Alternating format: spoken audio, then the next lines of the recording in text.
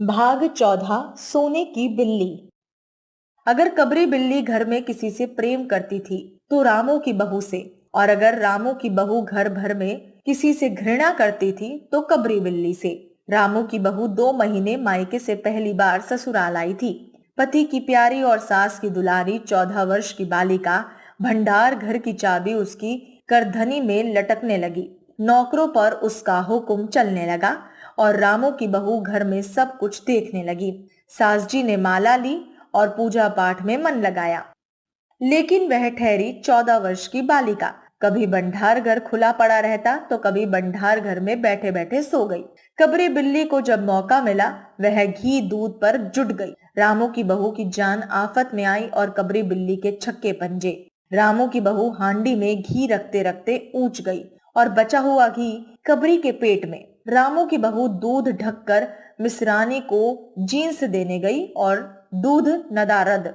अगर ये बात यहीं तक रह जाती तो भी बुरा ना था। कबरी रामू की बहू से कुछ ऐसा परज गई थी कि रामू की बहू के लिए खाना पीना दुश्वार। रामू की बहू ने कमरे में रबड़ी से भरी कटोरी रखी और रामू जब आए तब कटोरी सफा चट हुई। बाजार से बलाई आई और जब तक रामू की बहू ने पान लगाया बलाई गायब। रामू की बहू ने तय कर लिया था कि घर में या तो ये रहेगी या फिर कबरी बिल्ली। मोर्चा बंदी हो गई और दोनों सतर्क। बिल्ली फंसाने का कटघरा आया। उसमें दूध, बलाई, चूहे और भी बिल्ली को स्वादिष्ट लगने वाली विविध प्रकार के व्यंजन रखे गए, लेकिन बिल्ली ने उधर दृष्टि तक नहीं डाली। इधर कबरी ने सरगर्मी दिखलाई। अभी तक तो वह रामू की बहू से डरती थी, पर अब वह साथ लग गई, लेकिन इतने फासले पर कि रामू की बहू उस पर हाथ ना लगा सके। कबरी के हौसले बढ़ जाने से रामू की बहू का घर में रहना मुश्किल हो गया। उसे मिलती थी सास की मीठी झड़कियां और पतिदेव को मिलता था रूखा सूखा भोजन। एक दिन रामू की बहू ने रामू के लिए खीर बनाई। पिस्ता, बादाम, मखाने और तरह तरह के मेवे दूध में उटाए गए। सोने का वर्क चिपकाया गया और खीर भरकर कटोरा कमरे में एक ऐसे ऊंचे ताक पर रखा गया जहां बिल्ली ना पहुंच सके। रामू की बहू इसके बाद पान लगाने में लग गई। उधर बिल्ली कमरे में आई। ताक के नीचे खड़े होकर उसने ऊपर कटोरे की ओर देखा। सूंगा, माल अच्छा है। ताक की ऊंचाई अंदाजी और देखा कि रामू की बहू पान लगा रही थी। पान लगाकर रामू की बहू सास जी को पान देने चली गई और कबरी ने छलांग मारी। पंजा कटोरे में लगा और कटोरा झंझनाहट की आवाज के साथ फर्श पर।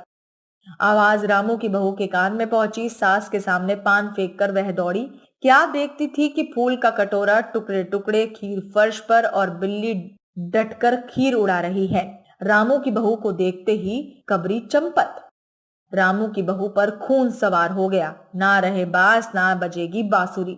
रामू की बहू ने कबरी की हत्या के लिए कमर कस ली। रात भर उसे नींद न आई। किस दांव से कबरी पर वार किया जाए कि फिर जिंदा ना बचे, पड़े पड़े यही सोचती रही। सुबह हुई और देखती है कि कबरी देहरी पर बैठी बड़े प्रेम से उसे देख रही है। रामू की बहू ने कुछ सोचा, इसके बाद मुस्कुराती हुई वह उठी। कबरी रामू की बहू के उठते ही खिसक गई। रामू की बहू एक कटोरा दूध कमरे के दरवाजे की दोहरी पर रखकर चली गई। हाथ में पाटा लेकर वह लौटी तो देखती है कि कबरी दूध पर जुटी हुई है। मौका हाथ में आया, सारा बल लगाकर पाटा उसने बिल्ली पर पटक दिया। कबरी ना हिली, ना ढुली, ना चीखी, ना चिल्लाई, बस एकदम उलट गई। आवाज जो हुई सो मेहरी झाड़ू छोड़कर, मिसरानी रसोई छोड़कर और सास पूजा छोड़कर घटनास्थल पर उपस्थित हो गई। रामू की बहू सिर झुकाए हुए अपराधिन की भांति बातें सुन रही है। मेहरी बोली, अरे राम, बिल्ली तो मर गई। माँ जी, बिल्ली की हत्या बहू से हो गई, ये तो बुरा हुआ। मिसरानी बोली, माँ जी, बिल्ली की हत्या और आदमी की हत्या बराबर है। हम तो रसोई ना बनाएंगे जब तक बहू के सिर हत्या रहेगी। सास जी बोली, हाँ ठीक तो कहती है, जब तक बहू के सिर से हत्या ना उतर जाए तब तक ना कोई पानी पी सकता है ना खाना खा सकता है। बहू, ये क्या कर डाला? मेहरी ने कहा, फिर क्या हो गया, कहो तो पंडित जी को बुला लाओ। सास की जान में जान आई। अरे हाँ, जल्दी दौड़ के पंडित जी को बुला ला। बिल्ली की हत्या की खबर बिजली की तरह पड़ोस में फैल गई। पड़ोस की औरतों का रामू के घर में तांता बंध गया। चारों तरफ से प्रश्नों की बौछार और रामू की बहू सिर झुकाए बैठी। पंडित परम सुख को जब यह खबर मिली, उस समय वह पूजा कर रहे थे। खबर पाते ही वह उठ पड़े। पंडितायन से मुस्कुराते हुए बोले, भोजन मत बनाना, लाला घासीराम की पतोहू ने बिल्ली मार डाली है, प्रायश्चित होगा, पकवानों पर हाथ लगेगा। पंडित परमसुख छोटे से मोटे से आदमी थे। लंबाई 4 फीट 10 इंच और तोंद का घेरा 58 इंच। चेहरा गोल मटोल, रंग गोरा, मूछ बड़ी बड़ी और चोटी कमर तक पहुंचती हुई। कहा जाता है कि मथुरा में जब पंसेरी खुराक वाले पंडितों को ढूंढा जाता था तो पंडित परमसुख को उस लिस्ट में प्रथम स्थान दिया जाता था। पंडित परमसुख पहुंचे और कोरम पूरा हुआ। पंचायत बैठी। सासजी, मिश्रानी, किस्नू की माँ, छुन्नू की दादी और पंडित परमसुख। बाकी स्त्रियां बहू से सहानुभूति प्रकट कर रही थी। किस्नू की माँ ने कहा, पंडित जी, बिल्ली की हत्या करने से कौन सा नरक मिलता है? पंडित परमसुख ने पत्रा देखते हुए कहा, बिल्ली की अकेले हत्या से तो नरक का नाम नहीं बतलाया जा सकता। वह मुहूर्त भी मालूम हो जब बिल्ली की हत्या हुई, तब नरक का पता लग सकता है। यही कोई 7 बजे सुबह, मिश्रानी जी ने कहा। पंडित परमसुख ने पत्रे के पन्ने उल्टे, अक्षरों पर उंगलियां चलाई, माथे पर हाथ लगाया और कुछ सोचा। चेहरे पर धुंधलापन आया, माथे पर बल पड़े, नाक कुछ सिकुड़ी, स्वर गंभीर हो गया। हरे कृष्णा, बड़ा बुरा हुआ। प्रातः काल ब्रह्म मुहूर्त में बिल्ली की हत्या, घोर कुंभीपाक नरक का विधान है। रामू की माँ, ये तो बहुत बुरा हुआ। रामू की माँ की आंखों में आंसू आ गए। तो फिर पंडित जी अब क्या होगा, आप ही बतलाएं। पंडित परमसुख मुस्कुराए। रामू की माँ, चिंता की कौन सी बात है, हम पुरोहित फिर कौन दिन के लिए हैं। शास्त्रों में प्रायश्चित का विधान है, सो प्रायश्चित से सब कुछ ठीक हो जाएगा। रामू की माँ ने कहा, पंडित जी, इसीलिए तो आपको बुलवाया था। अब आगे बताओ कि क्या किया जाए। किया क्या जाए? यही सोने की एक बिल्ली बनवाकर बहू से दान करवा दी जाए। जब तक बिल्ली ना दे दी जाएगी तब तक तो घर अपवित्र रहेगा। बिल्ली दान देने के बाद 21 दिन का पाठ हो जाए। छन्नू की दादी, हाँ और क्या, पंडित जी ठीक तो कहते हैं, बिल्ली अभी दान दे दी जाए और पाठ फिर हो जाए। रामू की माँ ने कहा, तो पंडित जी, बिल्ली कितने तोले की बनवाई जाए? पंडित जी परमसुख मुस्कुराए। अपनी तोंद पर हाथ फेरते हुए उन्होंने कहा, बिल्ली कितने तोले की बनवाई जाए? अरे रामू की माँ, शास्त्रों में तो लिखा है कि बिल्ली के वजन भर सोने की बिल्ली बनवाई जाए, लेकिन अब कलयुग आ गया है, धर्म कर्म का नाश। सो रामू की माँ, बिल्ली के तोले भर की बिल्ली तो क्या बनेगी, क्योंकि बिल्ली 20-21 सरे से कम की क्या होगी। हाँ, कम से कम 21 तोले की बिल्ली बनवा के दान करवा दो, और आगे तो अपनी अपनी श्रद्धा। रामू की माँ ने आंखें फाड़ करके पंडित परमसुख को देखा। अरे बाप रे, 21 तोला सोना! पंडित जी, यह तो बहुत है, तोला भर की बिल्ली से काम ना निकलेगा। पंडित परमसुख हंस पड़े। रामू की माँ, 1 तोला सोने की बिल्ली? अरे रुपए का लोभ बहू से बढ़ गया। बहू के सिर बड़ा पाप है, इसमें इतना लोभ ठीक नहीं। मोल तोल शुरू हुआ और मामला 11 तोले की बिल्ली पर ठीक हो गया। इसके बाद पूजा पाठ की बात की गई। पंडित परमसुख ने कहा, उसमें क्या मुश्किल है, हम लोग किस दिन के लिए हैं। रामू की माँ, मैं पूजा कर दिया करूंगी, पूजा की सामग्री आप हमारे घर भिजवा देना। पूजा का सामान कितना लगेगा?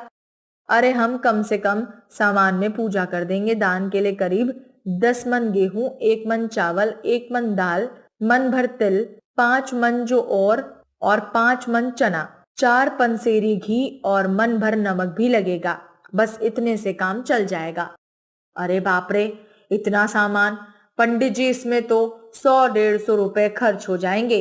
रामू की माँ ने रुआसी होकर कहा।